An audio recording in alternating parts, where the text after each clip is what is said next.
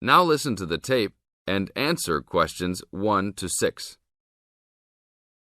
Excuse me, can you give me some information about purchasing a cellular phone? Of course, my pleasure. We carry all sorts of phones, from the most basic phones to very sophisticated web-enabled phones. I will do my best to help you find a phone that suits your needs. Thanks. I'm looking for 2 cellular phones, one for me and one for my son.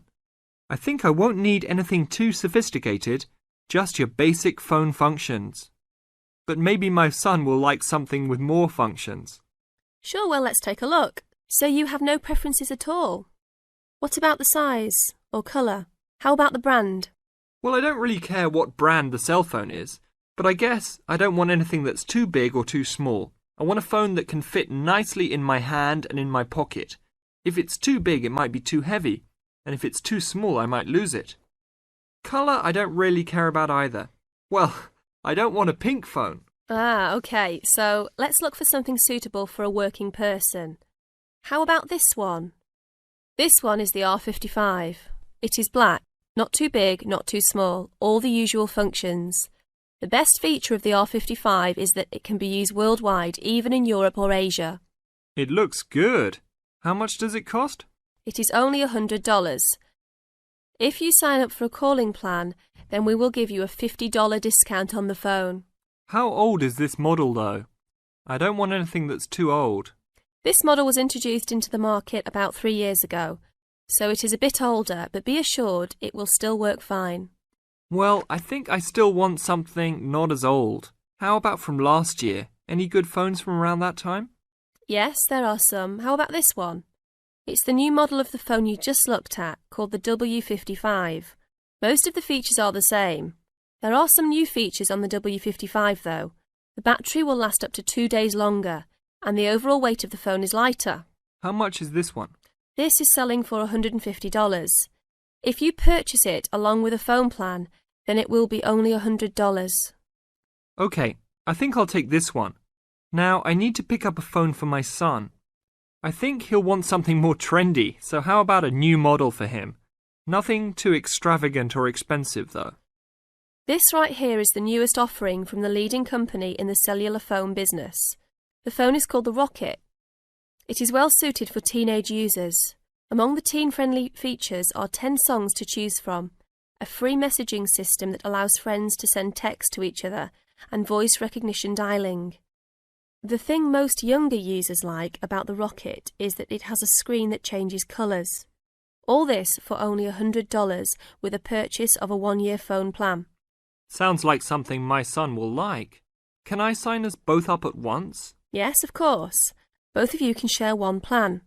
You will pay only $50 a month for both of you to share a plan. That's it? Only $50 a month? Yes, that's all.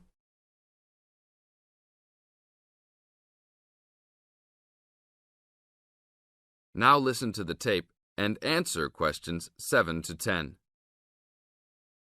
OK, I will need your information. Name and address, please. Richard Derek Jones. What's your profession? I'm an engineer. Address, please. 322 First Street, San Francisco, California. And phone number, please.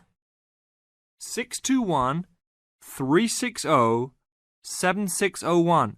Oh, sorry, that's the wrong number. 621-360-7610. How many phones do you want activated onto your plan? 2 for now. Thank you very much. Your phones will be ready in a minute.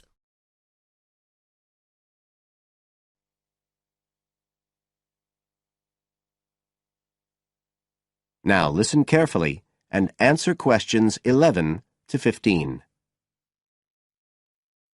Good afternoon, ladies and gentlemen, and welcome to your very own tour of the British Library on this lovely afternoon. My name is Tony Walters, and I'm your guide for today. Could I please see your tickets for the guided tour? I'd also like to remind you that any tickets bought today do not include a visit to the reading rooms. I'm afraid we don't do visits on Fridays, or any weekday during working hours, so as not to disturb the readers. But if you do want to see those rooms, the only day there are tours is on Sundays. So, I don't want anyone to be disappointed about that today. OK? Thank you. Right, we'll start with a brief introduction. As many of you know, this is the United Kingdom's National Library, and you can see that this is a magnificent modern building. It was first designed by Sir Colin St. John Wilson in 1977, and inaugurated by Her Majesty the Queen more than 20 years later in 1998. As you can see, the size is immense, and the basements alone have 300 kilometres of shelving, and that's enough to hold about 12 million books. The total floor space here is 100,000 square metres, and, as I'll show you, the library houses a huge range of facilities and exhibition spaces. And it has 1,000 staff members based here in the building. So, you can appreciate the scale of our operation. In fact, this was the biggest publicly funded building constructed in the United Kingdom last century.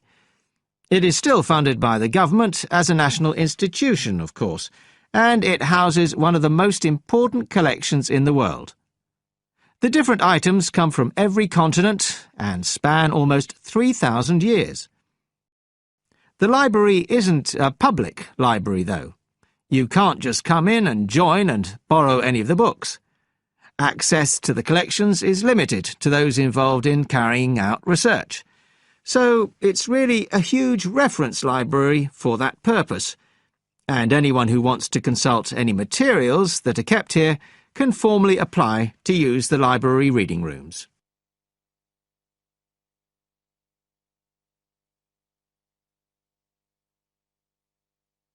Now listen and answer questions 16 to 20. Right, well, here we are, standing at the meeting point on the lower ground floor, just to the right of the main entrance. I've given you all a plan of the building so that we can orientate ourselves and get an idea of where we'll be going. Now, outside the main entrance, you'll see the wide piazza with the stunning sculpture of Newton. The sculptor was Paolozzi, but it's based on the famous image by William Blake, and it's definitely worth a closer look. On the other side of the piazza from the statue is the conference centre, which is used for all kinds of international conventions. We'll take a quick look inside at the end of our tour. Looking ahead of us now, you'll see that we're standing opposite the staircase down to the basement, where you'll find the cloakroom, and to the left of that, we have the information desk, where you can find out about any current exhibitions, the times of the tours, and anything you need to know, if you don't have a tour guide. As you can see, on this lower ground floor, we also have a bookshop. That's the area over to the left of the main entrance.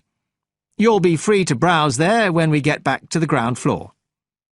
Now, opposite the main entrance on this floor, we have the open stairs leading up to the upper ground floor. And at the top of them, in the middle of the upper ground floor, you can see a kind of glass-sided tower that rises all the way up through the ceiling and up to the first floor. This is called the King's Library. It's really the heart of the building. It was built to house the collection that was presented to the nation in 1823 by the King. You can see it from every floor above ground. When we go up there, you'll find the library's treasures gallery on the left. Can you find it on your plan? That's the exciting one.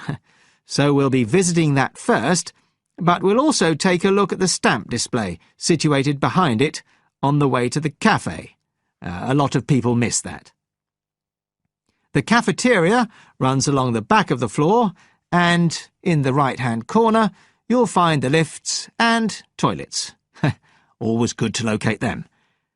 The other main area on that floor is the public access catalogue section, and I'll show you how that operates when we get up there.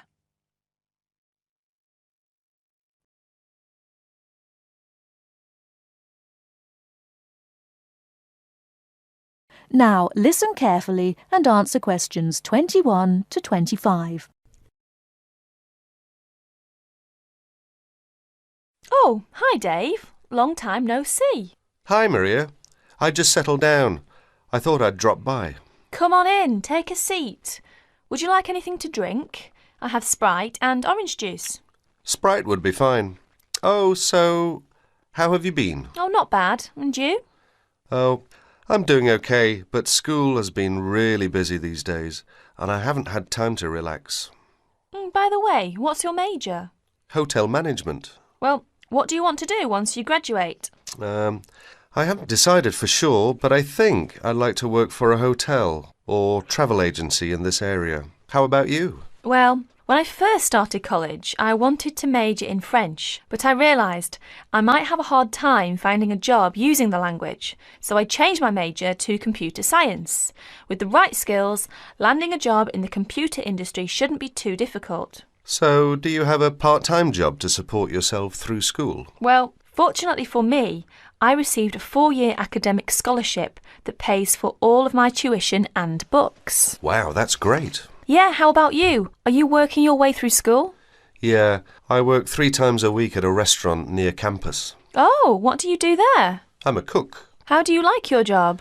It's okay. The other workers are friendly and the pay isn't bad.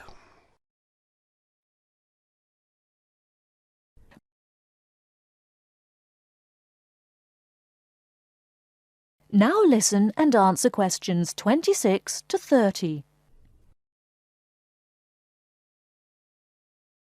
Several days later, Dave and Maria met on campus. So what do you want to do tomorrow? Well, let's look at this city guide here. Here's something interesting. Why don't we first visit the art museum in the morning? OK, I like that idea. And where do you want to have lunch? How about going to an Indian restaurant? The guide recommends one downtown, a few blocks from the museum. Now that sounds great. After that, what do you think about visiting the zoo? Well, it says here that there are some very unique animals not found anywhere else. Well, to tell the truth, I'm not really interested in going there. Yeah, why don't we go shopping instead? There are supposed to be some really nice places to pick up souvenirs. No, I don't think that's a good idea. We only have a few traveller's checks left, and I only have $50 left in cash. No problem. We can use your credit card to pay for my clothes. Oh no, I remember the last time you used my credit card for your purchases. Oh well, let's take the subway down to the seashore and walk along the beach. Now that sounds like a wonderful plan.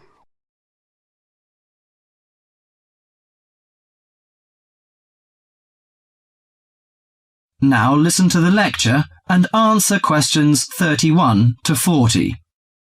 Today our guest is Joseph Parks, Medical Director for the Botany Department of Mental Health. He's going to give a lecture about the research on teenage brain.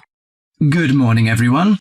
Today I'm going to introduce the new research about adolescent mind, the teenage brain. How much do you know about that? Do you believe in brain scanning? Do you think we can judge whether a teen is normal or mentally ill? Or it's just another immature test? The new research shows a teen brain is in the middle of disordered changes. Those changes, scientists now believe, are so significant that they may reveal the mysteries of mental illness, explaining why some teens commit suicide, why others harm their classmates, and why some emerge later in life with mental disorders.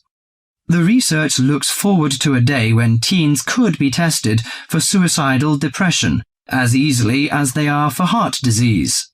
But there are signs that society and parents in particular would reject such a tool. Many parents question the validity of a mental health diagnosis. They fear that their children will be falsely tagged with a mark that he or she is abnormal. At the center of the debate is the teen brain, its confusing architecture, and the difficult question of what's typical in a teen and what's not. Under the old thinking, the adolescent brain was fully formed, needing only to be filled with facts, figures, and experiences to become an adult mind. At the same time, many people rejected the idea that young people were even capable of developing mental illnesses. However, the new research shows a teenage brain is an organ in transition. It has an unstable and vulnerable composition. The evolving teenage brain clearly isn't adult-like until the early 20s. If teens act young and stupid, it may be because brain areas that govern rational thought are not mature yet. All that is fine when the brain develops normally.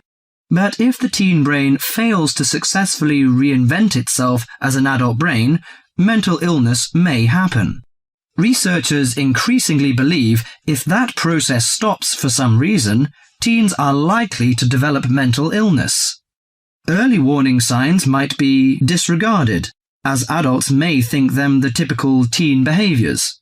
Perhaps the chief hope of the new research is that it could make a difference for teenagers suffering from mental disorder and major depression.